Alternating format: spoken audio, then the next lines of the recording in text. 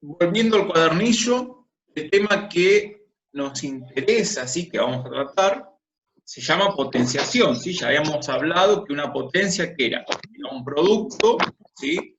Una multiplicación de factores iguales, ¿bien?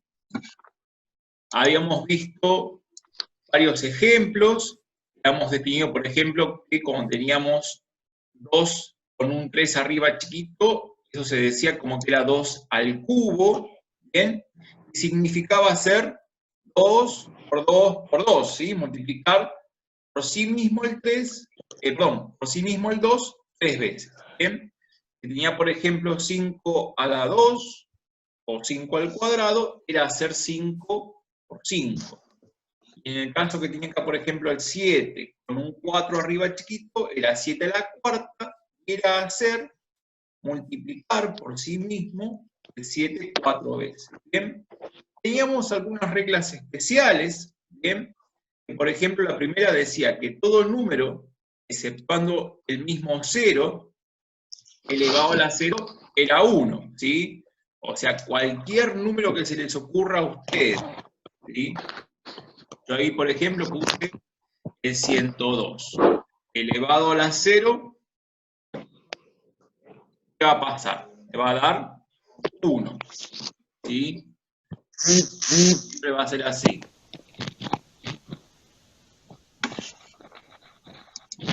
Ahí está, me va a dar 1. ¿Bien? Después, otra de las reglas que tenía era que todo número elevado a la 1 o primer potencia, ¿qué pasaba? Me daba el mismo número. Y por ejemplo tenía el 102, ¿sí? Elevado a la 1, eso me iba a dar 102, ¿bien? No cambiaba nada.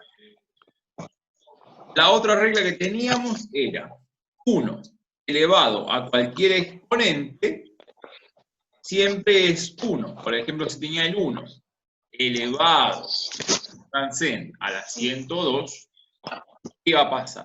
Iba a quedar 1. ¿Bien? Y la última regla, ¿sí? Eran 4 las que teníamos, decíamos que 0 elevado a cualquier exponente, voy a seguir con esto del 102, ¿sí? Por ejemplo, 0 a la 102, ¿qué pasaba? Me daba 0, ¿bien? 0 elevado a cualquier exponente, excepto el mismo 0, siempre me da 0. Un detalle que teníamos que tener en cuenta era que, por ejemplo, 0 a la 0, ¿sí? No existe. Y lo simbolizamos o lo representamos con una especie de E a la vuelta tachada. ¿Bien? De esa forma poníamos que no existía. Habiendo definido esto primero, habíamos empezado a hacer lo que eran las actividades del trabajo práctico número 3. En la actividad número 1 decía, por ejemplo, que escribiéramos aquellos productos como una potencia, los que se pudieran, ¿sí? Habíamos dicho, por ejemplo, que el primero era como 3 a la cuarta, ¿sí? Porque había 4 3. Por ejemplo, que teníamos todos factores factores distintos, ¿sí? En 2 por 3 por 4 por 5. En ese caso no se podía, ¿sí? Habíamos puesto que no se puede. Bien. En el punto 2, ¿sí? Ya nos daban la potencia y teníamos que indicar cuál era el resultado. Bien.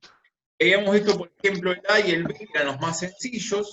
Teníamos, por ejemplo, 2 al cubo, que dijimos que ese iba a ser 8, porque era 2 por 2, 4, y 4 por 2, 8. Y el segundo, ¿sí? El B, que era 3 al cuadrado, y era 3 por 3 y quedaba 9. Y en base a eso, habíamos comentado que la potenciación no era conmutativa, ¿sí? No me daba lo mismo tener un 2 al cubo que un 3 al cuadrado. Luego, la tabla de potencias, ¿sí? Hay que completarla según cuál iba a ser la potencia que tenía, ¿sí? Habíamos definido, por ejemplo, la potencia a la 0, a la 1, a la 2, a la 3, ¿sí? O al cuadrado y al cubo, a la cuarta, a la quinta, a la sexta, a la séptima y a la octava. Y teníamos que elevar a esas potencias los números que estaban en la primera columna, ¿sí? Para algunos casos lo habíamos hecho hasta la octava potencia, y para otros solamente hasta el cubo porque no tenía sentido tener números tan altos. La actividad 4 y 5 era calcular, por ejemplo, en el 4 el área, ¿sí? La superficie de un cuadrado, y en el 5 calcular el volumen de un cubo. ¿Bien? En el punto 6 era casi lo mismo que lo que hicimos en el punto anterior, pero teníamos algunas expresiones que se llaman expresiones algebraicas, porque trabajábamos con letras. El punto 7 y 8 era hacer cuentas, básicamente, para después deducir que la potencia no iba a ser distributiva con respecto a la suma o a la resta, pero que sí iba a ser distributiva con respecto a la multiplicación y a la división, ¿sí? Hasta ahí habíamos llegado. Lo que vamos a hacer ahora es la actividad número 9, ¿sí? Vamos a trabajar con eso. Son cálculos combinados, ¿sí? O operaciones combinadas, o también llamadas sumas algebraicas, ¿sí? Más allá que hay potencias y restas y multiplicaciones, se denominan también sumas algebraicas. Ahora les voy a indicar cómo poder resolverlas, ¿sí? Así que ahora vamos a pasar a la pizarra